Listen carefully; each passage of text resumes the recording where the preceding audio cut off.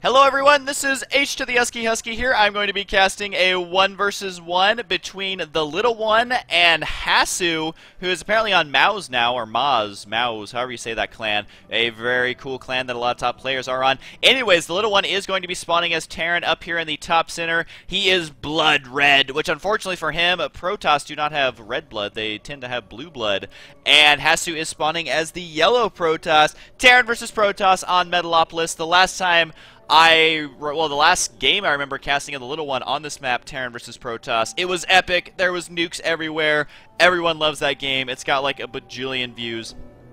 And this replay, actually, when I went to go download it, it already has 6,000 downloads on the replay, which that is not too shabby, considering that the game has only been released for a couple of days.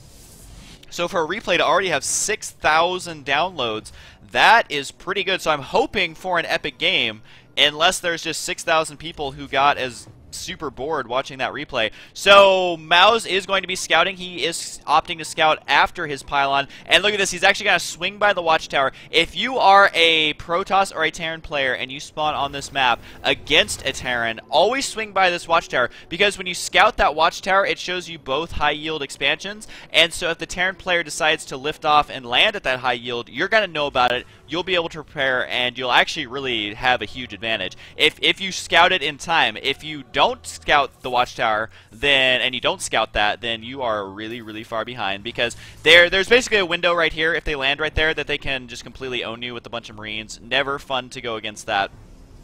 Not going to be the case in this game, though, but I do like how he scouted it out. And he did get his gas up and running, 3 probes there. So what he's going to do, probably going to get his cybernetics core right after gateway, simply because he already has enough minerals for a pylon. Hasn't quite grabbed it yet. So going to skip that first zealot, grab the cybernetics core, possibly throw down a pylon as well. Did he just throw it down? Oh yeah, I got the pylon going down. So very standard here from both players. TheLittleOne actually getting his early gas here. He got that before his barracks, and he's actually got, I think he's got 4 SCVs in that. Is that, I don't know if that's standard on that spawn location. There he goes. Now he pulls one off. Don't know if he actually meant to do that, or if it was to get a, because sometimes some gas, if you put 4 SCVs or 4 workers on there, it'll actually be slightly faster. So this SCV going to be throwing down his factory simply because of that early gas, so he was planning for this.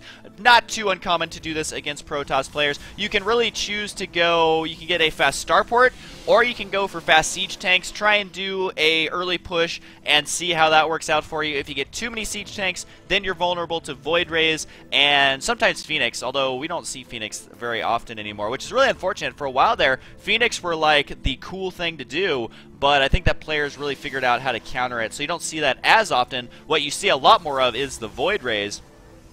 And I gotta admit, I love Void Rays. If you play against a Terran player who goes, you know, Mass Marauder, oh, Void Rays are so fun. So fun. It makes them so sad. And actually going to be getting a barracks here. What add-on is he getting? Actually just going to be getting the Hellion. And is he getting a Reaper? Yes! I knew it! I knew it, TheLittleOne. Okay, so what he does with this build is he basically does a Reaper Hellion harass, which, unfortunately for him, the spawn locations, since they're cross-position, it's going to take a really long time. Plus that Hellion, if you spawn next to each other, can hop down right here, and then boom, right into your base right there. But now he has to run it all the way across the map. Although this build still does work, I haven't seen it be super effective. Like, this build doesn't win you the game with these 2 units unless you're playing against a total noob. But what they're going to do is they're going to try and run into the main. Wow, good actual stalker control there by Hasu. His stalker is going to be out of position. The Stargate just finishing. Whoa, is he actually getting a Phoenix? Yes, he is. So I will eat my words. And the probe's going to try and chase this down. So it does look like the TheLittleOne going to do a little bit of damage here. These probes are getting soft. Oh, no, you didn't. 9 kills. 9 kills on that Hellion. Okay. This game, I'm going to have to eat my own words. I'm going to be super stuffed because, number 1, I said you hardly ever see Phoenix, and a Phoenix just spawned. And number 2, I said that build is good, but it hardly ever does a lot of damage. He just got 9 kills with 1 Hellion. 9 kills. Let's just sit back and think about that for a second. Yeah, it really sucks to be Hasu. I agree, guys. It really sucks. So now that the TheLittleOne is leagues ahead, he's going to have to really mess up in order for the Protoss player to catch up. So here comes 1 Phoenix right now. He currently does not have a buddy, so he is just going to scout around here. Nothing to quite shoot down in the air as a poor little Phoenix. You just wish you could tilt the front of your ship down a little bit and shoot all those SCVs. He is going to see that a unit is building in there. He doesn't know if it's going to be a Viking or a Medvac, which it is going to be a Medvac right now, so possible drop action. This Hellion not going to be as lucky as his ally. He is not going to be able to slip in there and do a lot of damage there. And there is a Viking already spawned down here, so the Medvac is going to come shortly after that. And it looks like Hasu there just showing off his fancy new ride, as he doesn't even care. Oh, he's going to try and kill the Medvac. Keep in mind that Phoenix can shoot while moving, so he's trying to micro this around. Whoa, whoa, whoa, whoa, whoa, drop him, drop him, drop him! What are you doing? There was like a million SCVs in there, so that was actually really, really miscontrolled there. What I think he tried to do is repair the Medvac, but he accidentally right-clicked on it, so he almost lost a Medvac with 3 SCVs, which would really help the Protoss player catch up, Hasu. So it does look like a Viking's going to land down here to try and do some more harassment, but not even going to get... Well, he got 1 probe. That poor probe didn't know how to stay alive.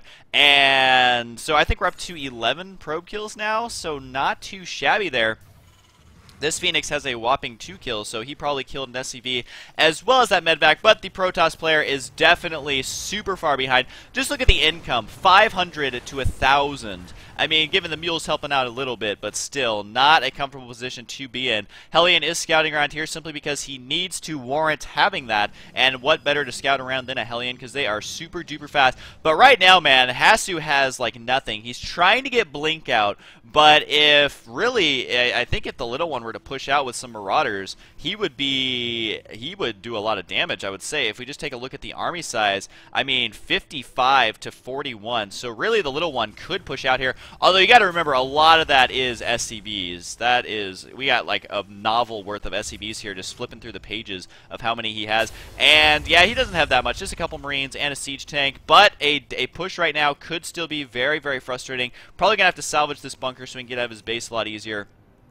And throwing up the pylon at the watchtower, not too uncommon there, because you can just leave the probe right there, summon in units on the low ground, and you are ready to go. Now the blink has completed, and he could do some damage here if he uses the Phoenix to spot the high ground, and then he blinks up into the main, which I think is what he's going to try and do. He could snipe this lonely siege tank right here, which actually there's a very high chance of that happening. Are they going to blink up? Blink, blink, blink, blink, blink, blink, blink. He picks it up. Actually going to snipe it from the low ground. So gonna eat up that siege tank. So Hasu doing everything he can to keep himself in this game, and gonna use the Phoenix to snipe that missile turret. So not too shabby there. I don't think he's gonna be able to get past that bunker. He's trying to kill the tech lab. Not really worth it there though, as he did lose 1 of the stalkers to the Marauders that were in that bunker. So just overall units lost is pretty even, but you got to remember, 11 probes. That is pretty brutal. And the Protoss player doesn't have an expansion. He doesn't really have any tech on the way. All he's got is this handful of stalkers. So once the little one decide, oh, what? A fusion core already? I had to zoom in to make sure that was indeed a fusion core. What are you doing, the little one? You're crazy. I decided that the little one is crazy. We're just going to go with that, but that's why we love him, as we're seeing 2 pretty unorthodox builds here from both players, getting early Phoenix into Blink Stalkers, which Blink Stalkers aren't too unorthodox, but just the fact that he did try and do a lot of damage with Phoenix. Back up, you don't want to do this against a siege tank. I'm not sure what he's doing there, but he got his shields blasted through. Now, little one is going to try to expand. The Blink Stalkers could delay this, and I don't know if this fusion core has been spotted. He saw that. Nope, that was an engineering base, so definitely has not seen that yet. Even putting a pylon over here, not quite sure the point of that pylon. Possibly just for stalkers, and then he can blink them down, I guess. Not sure exactly what the story is on that one, but I do like the scouting Phoenix continuing to scout through here to see exactly what is going on in the main, and he is going to see this fusion core and realize that there is a battle cruiser on the way. It's hard to say battle cruiser without saying it like battle cruiser. I'm really bad at accents, I know. But the expansion has completed for both players. No worker transfer quite yet to this expansion right here. And I'm guessing he's just trying to hide that expansion because the army of the little one is actually vastly superior, or it should be. So he wants to make sure not to lose his natural should the little one push out. Siege tank going to do a little bit of splash damage there. Not going to be enough, though, to soften up that army a great deal. 1 stalker in the yellow there from a previous battle, and the Phoenix, seeing exactly what's going on, he knows there's a battlecruiser on the way, and he does see the timing of that expansion, and he knows how many workers are down there. So just looking at the income tab, the little one just barely ahead, including using his mules, as this expansion is almost fully saturated. And right as I say that, he takes all his probes off to put them in gas.